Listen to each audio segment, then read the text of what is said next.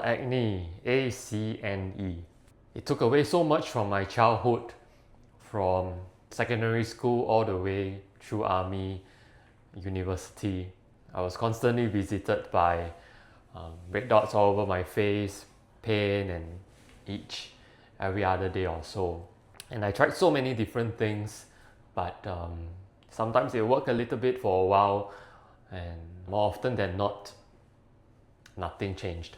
It affected me physically because I constantly felt judged for being unattractive or dirty, and emotionally it left me feeling very low. I think a large part of me being introverted is caused by acne. If I can go back in time, this would be some of the things that I would want my young self to know. So if you or someone that you care about is suffering from acne and has done many different things, not sure where to go, I hope this video will be able to give you some information on how acne comes about, how doctors approach acne, and from there, how do we choose what kind of treatments to do, what are some of the things that you should look out for. At the end of the video, I'll be sharing two main things that caused many people to have failed acne treatments, so stay tuned to find out. So what causes acne? I'm sure you have heard of people saying eating chocolate, eating spicy food, or lack of sleep, stress, or some medications even can cause acne. These are sometimes true for certain individuals, but by and large, most medical studies have found the four big causes that acne is caused by. First of all, to understand, on our skin we have all these pores. There are small openings on the skin. You have the hair follicles and you have your sebaceous gland. Sebaceous gland is important for producing sebum or oil that helps to moisturize and protects the skin. But in acne-prone skin, there is an overproduction of the oil. And secondly, the shedding of the cells on the skin, the dead skin, it doesn't shed properly. So there is accumulation inside of the pores. So imagine a lot of oil, a lot of dead skin, and then the pore starts to get closed up. That's the beginning of acne. What subsequently happens is that on your skin, there is this bacteria called Cutibacterium acnes, which is normally living peacefully. But in acne, it multiplies and then it starts to just proliferate. And then what happens? Your body doesn't like that, so it produces an immune response to it. It sends soldiers to the clock and says, oh, we need to attack the bacteria, we need to attack this. And that is when all your redness, the pain, the swelling comes along, because your immune system is trying to fight it. So if you go to the doctor or you just look at someone with acne, you can actually think in terms of whether the acne is mild, moderate, or severe. Mild acne is when there are just some comedones, whitehead, blackheads, and maybe just occasional inflammation. But when it becomes moderate or severe, you often get very red, inflamed lesions or pustules that require more aggressive treatments. The more severe the acne, the higher the chances of leaving marks and scars. So what can you do if you have acne? There are many treatments available out there in the market, but broadly speaking, we group them according to whether they are topicals, which are your creams that you apply at home. They are systemic or oral medications which you take. And last but not least, there are procedures that you can come to clinic for. I think one important thing to emphasize here is that we got to be patient and consistent with our treatment modality. So ideally, we do not want to jump from treatment to treatment every other week before we give a chance for the treatment to actually work. So topical treatments, there are many out there.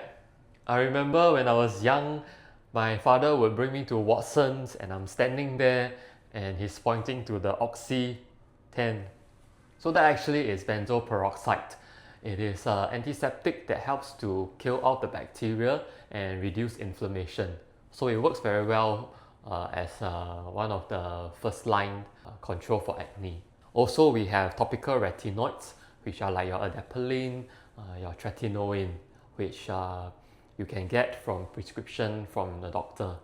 What these actually do is it helps to normalize the shedding of the skin and help to unclog the pores. Also, there are topical antibiotics like your clindamycin, which you can apply, which also reduces the inflammation and kills off the bacteria as well. Some people may also choose to use salicylic acid, which also can be found in some facial wash.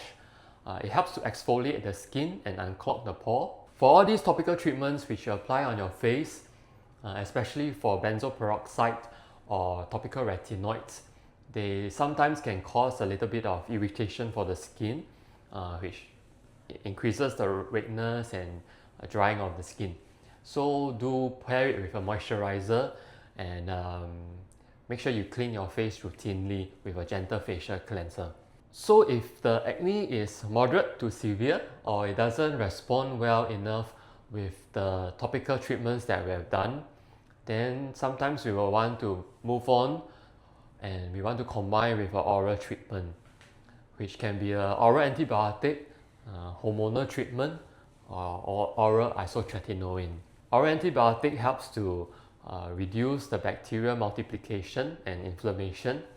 One of the commonly prescribed one would be doxycycline. In women who have very significant hormonal influence over their acne, then we may want to prescribe things like the oral contraceptive pill. Last but not least, we have oral isotretinoin. It is a very effective, very powerful pill that can target all the 4 pathways that we previously mentioned that causes acne. However, we reserve it only for people with very severe or very treatment-resistant acne because of the side effect profile. It can cause very serious birth defects. It can cause very dry skin, especially your nose, lips, mouth, eyes, and also in some people affect their mood as well. At the same time, you will require regular blood test monitoring. So whether to start an oral medication is something that is personalized. As a disclaimer, this video is for educational purposes only. Do consult your doctor before starting or changing of your treatment regimen.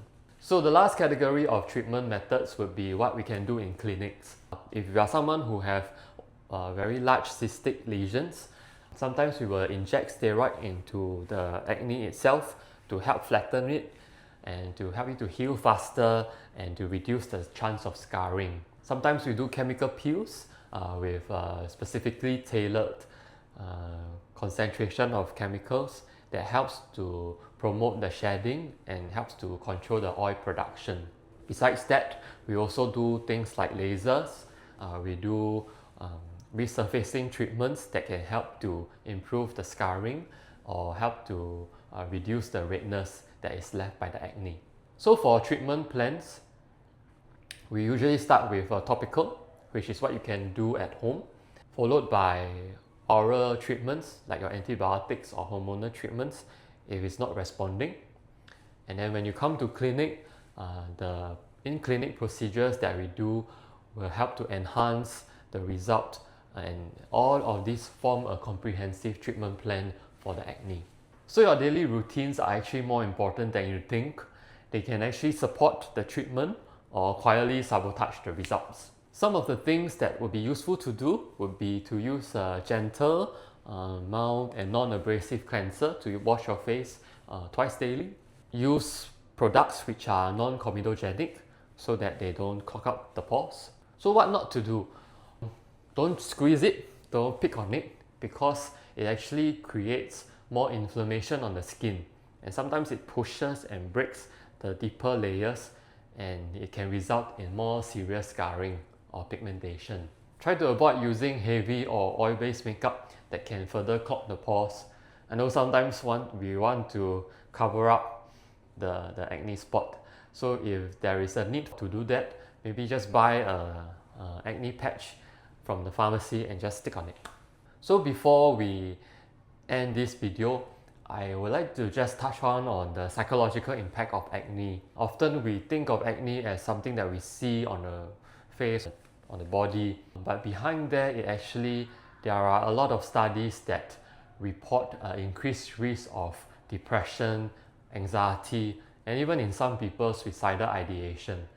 So do care for the people around you that may be affected by acne. It could lead to low self-esteem and also decrease work or academic output as well. Sometimes if you invite them to a social invitation, if they decline, that could be because of them feeling self-conscious about the acne. So do look out for them. So there you have it, a brief overview of the causes of acne, what are the treatment methods based on the severity, and also the psychological impact of acne. I hope it has been useful for you.